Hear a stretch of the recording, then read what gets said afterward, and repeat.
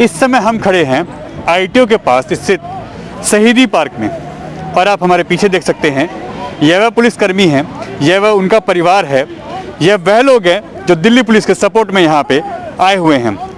इनका भी एक तरीके से ये कहें कि धरना प्रदर्शन है कि आखिर दिल्ली की सरकार बॉर्डर तक जाती है राशन पानी और शौचालय लेके, मगर अपने ही सचिवालय के पास से मात्र 2 किलोमीटर की दूरी पे यह दिल्ली आईटीओ स्थित दिल्ली पुलिस का वो मुख्यालय है जहाँ पे यह वो लोग हैं जिन्होंने 26 जनवरी को अपनी जान पे खेल के तिरंगे की रक्षा की है, देश को और दिल्ली को सुरक्षित किया है और यह कार्य हमेशा करते आए हैं।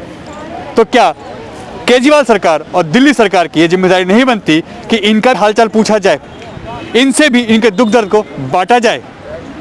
यही दुख दर्द लेके ये लोग आज यहाँ प्रदर्शन कर रहे हैं और इनका कहना है कि हमारी सुध लेने वाला कोई नहीं है। आइए इन्हीं से बात करते हैं।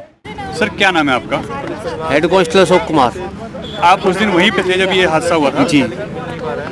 आप लोग आज यहाँ प्रदर्शन कर रहे हैं, कारण क्या है? कारण कि हमको न्याय मिलना चाहिए। ये हर जगह पुलिस ही पिटती है। उस दिन ऐसा क्या हुआ था? क्या आपको शूट के ऑर्डर नहीं थे या सुरक्षा करने के लिए आपको क्या छूट नहीं मिली थी? छूट नहीं, हम सुरक्षा पब्लिक की सुरक्षा के लिए थे। अगर कुछ होया था तो दिक्कत है। अभी तक दिल्ली गवर्नमेंट का या कोई भी सरकारी या कोई भी सरकार का व्यक्ति आपसे मिलने आया है, आप लोगों का हालचाल पूछने आया क्या? आए थे।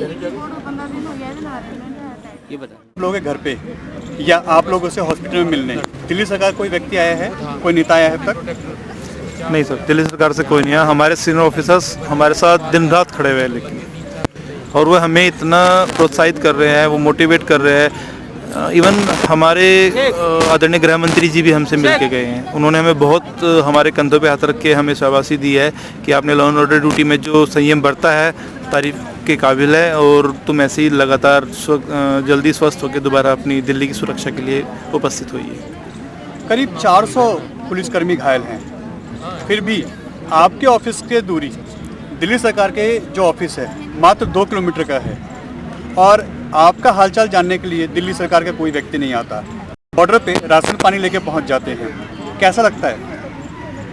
दुखद है, लेकिन हम जो हमारा कर्तव्य है, हमें जो हमारे सीनियर ऑफिसर्स डायरेक्शंस देते हैं, हम डायरेक्शंस को पूरा करते हैं। जो हमारे लिए सबसे बड़ी बात है कि दिल्ली में सुरक्षा, वो हम अपनी जान को जोखिम में डाल के भी करेंगे, वो हमें करनी है। तो दिल्ली की सुरक्षा के लिए हमें बनाया गया है और जो कि हमें अनुशासन जो हमें सिखाया जाता है हमारे ट्रेनिंग के दौरान, हम उसको पूरा करते हैं। ये सब जो भी हुआ है, इसके बाद जिस तरीके के हालात पैदा हुए हैं, कभी ऐसा लगता है मन में कि यार हम कहाँ फंस गए, ऐसी ड्यूटी करने तो अच्छा है कि अपने घर में बैठे? नहीं, मैं झूठ नहीं बोलूँगा, मैं ऐसा कुछ भी मन में नहीं आता। मैं इससे पहले भी 30 जारी वाले केस में भी इंजर्ड हुआ हूँ, लेकिन मैं हमेशा सोचता हूँ कि दिल्ली की सुरक्षा करनी है, जैसे भी हो। पिछली बार ये हाथ टूटा, इस बार ये टूटा है, फ़र्क नहीं पड़ता, लेकिन सुरक्षा ज़रूरी है। परिवार साथ खड़ा है, मेरी पूरी फैमिली मेरे साथ खड़ी है, मेरे ये इतना सारा परिवार साथ खड़ा है, मुझे कोई प्रॉब्लम नहीं। आपके जोश में कोई कमी नहीं आई है, आपका जोश और बढ़ गया है? जी बिल्कुल बढ़ गया है और बढ़ेगा, ये ऐसे ही बढ़ेगा, क्योंकि जब इतना परिवार साथ खड़ा हो तो मुझे नहीं लगता कोई डिमोरलाइज होता है ऐसी चीज़ों से। मैम, आपके घर से कौन था 26 जनवरी की ड्यूटी पे उस दिन? ये मेरे हस्बैंड और बड़े भैया थे। जब ये हादसा हुआ, जब आपको ये खबर मिली होगी, उस टाइम आपको क्या लगा? हम बार बार टीवी देख रहे थे कि कभी आईटीओ का बता रहे थे, आईटीओ पे भैया थे और लाल किले पे बता रहे थे तो वहाँ पे ये थे। तो ऐसे ही लग रहा था। भैया से तो एक बार कांटेक्ट हो भी पा रहा था, लेकिन इनसे नहीं हो पा रहा था। तो भैया से ही बार बार पूछ रहे थे कि क्या चल रहा है। भैया कह रहे हैं कि अभी तो यहाँ पे बहुत हंगामा हो रहा है। तो थोड़ी देर बाद भैया का फ़ोन आया कि संदीप को कांटेक्ट मत करो, वो ऐसे ऐसे वहाँ पे ज़्यादा हो रहा है, तो उसके फंसा हुआ है, वो वहाँ पे फोर्स जाएगी तभी वो निकल पाएगा, उसको बार बार कॉल मत करो। तो इन्हीं के ऐसे ही 1 घंटे बाद कॉल आया है। तो इनकी फ्रेंड ने इनके साथ जो फ्रेंड थे इनके, उन्होंने बताया कि ऐसे ऐसे उसको चोट लग गई है। उस टाइम डर लगा था ये सब? हाँ जी, ये सब तो डर तो लगता ही है भैया। उस टाइम आपके दिल पे क्या बीत रही थी? भैया बहुत बहुत ही बुरा लग रहा था, बहुत ज़्यादा डर भी लगा था कि पता नहीं क्या हुआ होगा, कितनी चोट होगी। जब तक देख नहीं लेते तब तक कैसे मतलब दिल को वो शांति मिलेगी। आप भी उस दिन ड्यूटी पे थे सर? जी सर, कहाँ पे थे आपकी ड्यूटी? रेड फोर्ट के बाहर लोन में। एक तरफ जवान, एक तरफ किसान।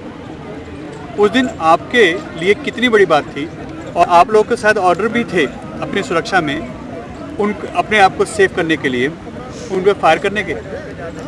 नहीं, फायर के कोई ऑर्डर नहीं थे। अगर होते तो क्या आप करते?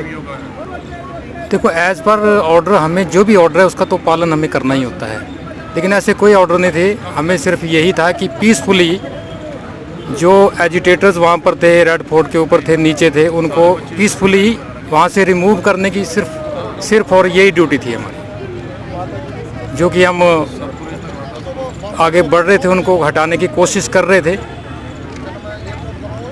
वही अपने तरीके से जैसे करते आ रहे हैं।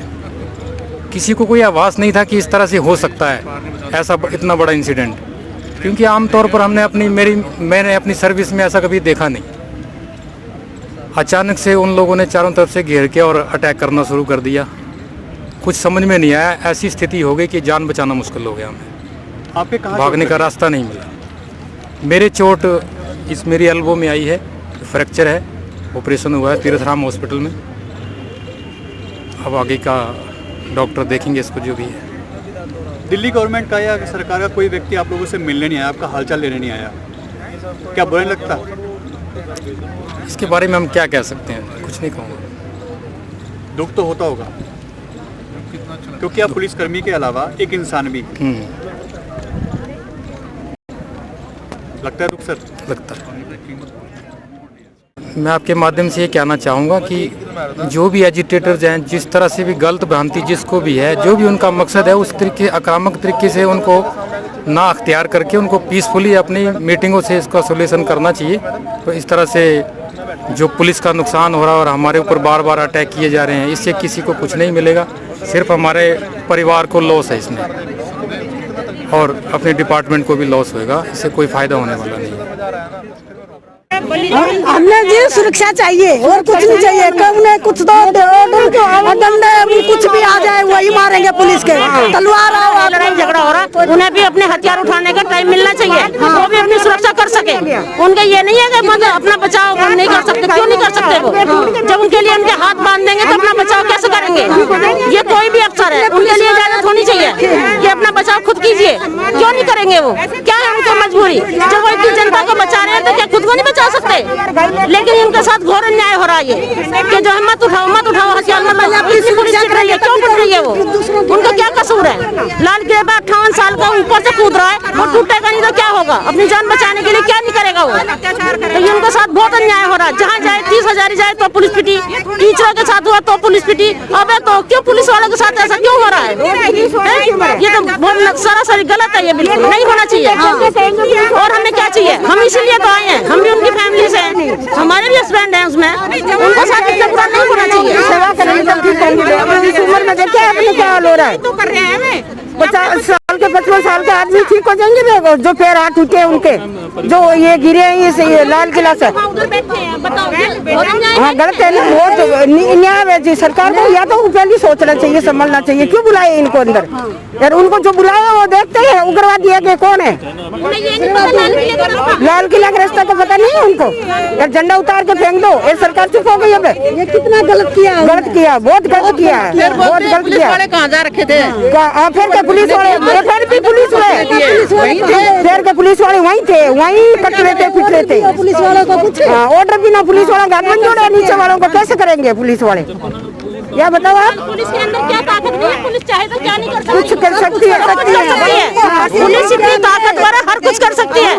लेकिन अफसरों के ये वो है कि उनके हाथ बांध दिए जाते हैं, मत उठाओ हथियार मत उठाओ। क्यों नहीं उठाए? उन्हें भी इजाजत होनी चाहिए, अपने बचाव के लिए उन्हें भी हथियार उठाने चाहिए। बताओ, क्या हमारे हम पे बीतती है ना? जब हमारे घर वाले ड्यूटी पे जाते हैं तो हमें पता है ना आज कैसे आएंगे बच के, कैसे नहीं आएंगे बच के। तो ये बहुत गलत हो रहा है जो हो रहा है। आप दिल्ली पुलिस की तैयारी कर रहे हैं? जी हाँ। आपके घर में कोई है दिल्ली पुलिस में? जी, मेरे ताऊ जी दिल्ली पुलिस में काम करते हैं। 26 जनवरी को जो हुआ, क्या उसमें वो भी शामिल थे? उस तारीख को वो वहाँ पर शामिल नहीं हुए, उनकी तबीयत कुछ ख़राब थी। पर हाँ, मेरे बहुत से दोस्त हैं जिनके फैमिली से बहुत लोग पुलिस में हैं और उनको इंजरीज़ भी हुई हैं। मैं मिल के आई हूँ उनसे और उनकी हालत ठीक नहीं है। पर जिस तरह से मैंने उनसे बात की, आपने ये देखा होगा कि सब लोग का मोराल थोड़ा डाउन हो गया है। लेकिन मेरे परिवार में आप अगर देखें तो उन लोग आत्मबल जो है वो बहुत ही सराहनीय है। उनका मनोबल और बढ़ गया है और वो ऐसा नहीं कह रहे कि अब मुझे डर लगता है ऑफिस जाने से। वो कहते हैं बेटा ये तो हमारा रोज़ का है, ये तो हम रोज़ ही करते हैं और आगे भी इसी प्रकार से देश की सुरक्षा के लिए हम खड़े रहेंगे तत्पर। आप खुद तैयारी कर रहे हैं? जी बिल्कुल। हर बार दिल्ली पुलिस पे जिस तरीके से हमले होते हैं, क्योंकि ये अभी पिछले 1.5-2 साल में 2-3 बार हो चुका है और हर बार इनकी ही जान जोखिम में पड़ती है, तो क्या आपको लगता है कि आप सही चूज कर रहे हैं फील्ड? बिल्कुल सर, मुझे लगता है कि जिसमें ये जज्बा हो उसे आगे आना ही चाहिए और देश की सेवा के लिए मैं हमेशा आगे आती रहूँगी। ठीक, आप भी तैयारी कर रहे हैं? जी, मैं भी दिल्ली पुलिस की तैयारी कर रहा हूँ। क्या लगता है कि दिल्ली पुलिस में आना चाहिए, क्योंकि हर बार इनके साथ यही होता है? देखिए सर, अगर इस डर से कि हम पर ये जुल्म हो जाएगा, हम बैठे रहेंगे, तो वास्तव में देश की सेवा करने आएगा ही कौन। और मेरा तो सीधा प्रश्न उन आंदोलनकारियों से है जो लाल किले पर चढ़कर निशान साहब लगा रहे थे। सामने शीशगंज गुरुद्वारा थी, अगर आंख खोलकर देख लेते तो याद आ जाता था किस प्रकार गुरु तेग बहादुर साहब ने वहाँ शहीदी दी थी। उनको पता था उन पर जुल्म होगा, शीश उनका काट दिया गया, फिर भी वो अपने धर्म नहीं छोड़ा। उसी प्रकार दिल्ली पुलिस ने भी इतनी तलवारों के वार सहे, डंडे सहे, लेकिन अपना धर्म नहीं छोड़ा, अपना कर्तव्य नहीं छोड़ा। तो वास्तव में सिख धर्म का पालन तो उस दिन दिल्ली पुलिस कर रही थी। वो किस में यहाँ पे अपने आप को असली सिख बताते हैं? क्या जुल्म करना, हिंसा करना यह सिख धर्म सिखाता है? वास्तव में उस दिन सिख धर्म का पालन किया दिल्ली पुलिस ने और फिर भी सब कुछ सहा, सब कुछ सहते रहे, अपने कर्तव्य पर डटे रहे। अगर कहीं दिल्ली पुलिस अपनी सेफ्टी में कुछ जवाबी कार्रवाई कर बैठती तो देखिए फिर यही लोग आ जाते कि हम पर तो जुल्म हो गया, जलियांवाला बाग बना दिया गया, इस तरह के बयान आने शुरू हो जाते। आप हमेशा से देखिए ना, सीए एनआरसी का प्रोटेस्ट हुआ या और भी कितने प्रोटेस्ट पीछे हुए, जामिया में नारे लगते हैं कि ये जो गुंडागर्दी है इसके पीछे वर्दी है। क्या वास्तव में इस तरह के नीच नारों के लिए दिल्ली पुलिस बनी है? सेवा में रात दिन लगी रहती है, सर्दी हो गर्मी हो, कोई आप ये सब लोग मनाते हैं बैठकर घर में त्योहार और हम सहते हैं तलवारों के वार। इसलिए दिल्ली पुलिस ठीक है साहब, उस दिन हम भी अपनी ड्यूटी पर थे और भी लोग थे, क्या इसी प्रकार केवल तलवारों के वार सहने और लोगों की गालियां लाठी लठ सहने के लिए वहां पर हम लोग थे? और सर इसके साथ मैं ये भी कहना चाहती हूँ कि अगर पुलिस चाहती तो हमारे पास ऐसे बहुत सारे मेजर्स थे जो हम ले सकते थे क्राउड मैनेजमेंट के लिए। लेकिन पुलिस ने इस बार ये मैसेज सेट किया है कि हर बार सिर्फ बल का प्रयोग नहीं, शांति का प्रयोग करके भी क्राउड को कंट्रोल किया जा सकता है। और आप जैसे देख रहे हैं चीज़ें बहुत नॉर्मलाइज हो गई हैं, माहौल शांति का है। और अगर पुलिस ने इसके बजाय बल का प्रयोग किया होता तो स्थिति ऐसी नहीं होती। आप देख सकते हैं कि किस तरीके से ये पूरे पार्क में या पुलिसकर्मी के वो परिवार हैं या वह घायल पुलिसकर्मी हैं जो उस दिन 26 जनवरी को अपनी ड्यूटी करते हुए घायल हुए थे और जिनके ऊपर एक तरीके से इतना बड़ा हमला किया गया था कि उनको संभलने का और उनको समझने का मौका ही नहीं दिया गया। इस तरीके से प्रहार किया गया कि उनको अपनी जान बचाने के लिए गहरी खाई और गहरी जगहों पर कूदने से भी कोई परहेज नहीं था। इसके बावजूद भी करीब 400 जवान पुलिसकर्मी घायल होते हैं और दिल्ली के आरटीओ स्थित पे जो पुलिस मुख्यालय है और उसी के 2 किलोमीटर की रेंज में ही दिल्ली सचिवालय है, वो यहाँ से दिल्ली से का कोई व्यक्ति देखने उनको नहीं आता है और उनकी यही वेदना आज यहाँ पे फूट पड़ी है। आप देखिए यहाँ पे वो सभी पुलिसकर्मी हैं जिनको चोट लगी है, जो डिस्चार्ज हो चुके हैं, वो यहाँ पे आज मौजूद हैं, उनकी फैमिली है और उनके सपोर्ट में ये काफ़ी भारी संख्या में यहाँ लोग भी हैं जो ये सीधा उंगली उठा रहे हैं कि आखिर पुलिस को ये छूट क्यों नहीं दी गई कि वह अपनी जान बचाने के लिए, अपनी सुरक्षा के लिए कार्रवाई कर सके। हालांकि इनका कहना यह भी है कि हम इतने तैयार नहीं थे जितनी तैयारी उनकी थी, यानी किसान आंदोलन में जो उपद्रवी थे उनकी तैयारी काफ़ी भारी संख्या में थी, काफ़ी भारी मात्रा में थी। उनके पास तलवार थी, फरसे थे, डंडे थे और भी बहुत कुछ ऐसे ही चीज़ें थी जिसकी वजह से इनको काफ़ी नुकसान हुआ है और ये अपनी जान बचाने के लिए इधर उधर भागे हैं। अब आप खुद सोचिए कि इन लोगों के साथ किस तरीके से व्यवहार किया गया उस दिन, और यह वह पुलिसकर्मी हैं, यह वह फैमिली के लोग हैं जो यहाँ पे प्रोटेस्ट कर रहे हैं। इनकी मांग है कि हमें भी न्याय मिले और हमारे साथ भी बराबर का व्यवहार किया जाए। सिर्फ किसानों के साथ ही क्यों ऐसा हो रहा है कि उनको किसानों को सहानुभूति दी जा रही है, जबकि देश के झंडे का अपमान होता है। देश में, दिल्ली में उस दिन 26 जनवरी का प्रोग्राम था, इससे पूरे देश की छवि खराब हुई है। झंडे का अपमान होने से पूरे देश का ही शर्म से सर झुक गया है। और ये वह लोग हैं जो अब ये प्रोटेस्ट कर रहे हैं, अब ये कह रहे हैं कि हमें किसी भी हालत में न्याय चाहिए और किसी भी हालत में हमें भी वही मान सम्मान चाहिए जो हमें मिलना चाहिए। ये देखिए, एक पुलिसकर्मी हैं जो यहाँ व्हील चेयर पे आए हैं, इनके पैर में चोट है, आपको दिख रहा होगा ये, और इनके पेट में भी है ये चोट। सर क्या डिमांड है आप लोगों की? सर जो हमारे अफसरों के सर डिमांड तो मेरी कोई नहीं सर, जो हमारे अफसर आदेश देंगे सर ऐसा ध्यान रखा जाए सर, आगे से सर हमारे साथ ऐसा ना हो अन्याय सर, बस सर यही कहना चाहूँगा सर मैं। हमारे सर देखिए सर बहुत पिटाई हुई है सर, ट्रैक्टर चढ़ा दिया पेट के ऊपर से। हम भी सर किसान परिवार से बिलोंग रखते हैं सर जी, तो आगे सर हमेशा सर ध्यान रखना चाहिए सरकार को सर, ऐसे सर हमारे साथ अन्याय ना हो ऐसे, ठीक है सर, बस सर यही कहना चाहूँगा सर। आपके पेट पे ट्रैक्टर चढ़ा दिया? जी सर, अगला पहिया ट्रैक्टर का चढ़ा दिया गया सर जी, पैर तोड़ दिया सर, लठ मार इतना बजाया सर, मैं आपको सर बयां भी नहीं कर सकता सर। वो दिन वो खाई में कूद के जान बचाई सर, नहीं तो मार ही देते सर वो। जी सर, 400 लोग करीब घायल हुए हैं। जी सर, और ना ही कोई सरकार का आदमी आप लोगों को मिलने आया है, ना हालचाल पूछने आया है। और गाजीपुर बॉर्डर और बॉर्डरों पे जाके उनका स्वागत हो रहा है, उनके लिए पानी और राशन पहुंचाया जा रहा है। इससे दुख नहीं होता आप लोगों को? दुख बहुत होता है दुख सर, पर क्या कर सकते हैं सर। सर हम भारत सरकार के एम्प्लॉय सर, जो हमारे सीनियर अफसर आदेश देंगे सर हमें तो वही करना है सर, बच्चे पालने हैं सर, अपनी नौकरी करनी है सर।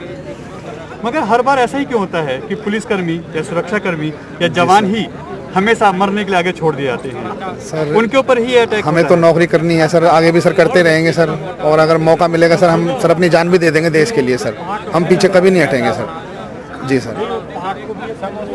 अब आप खुद देखिए, ये वो जवान हैं जो पैरों में फ्रैक्चर लेके बैठे हैं, पेट में इनके ट्रैक्टर चढ़ाया जाता है और ये बड़ी मुश्किल से अपनी जान बचाते हैं।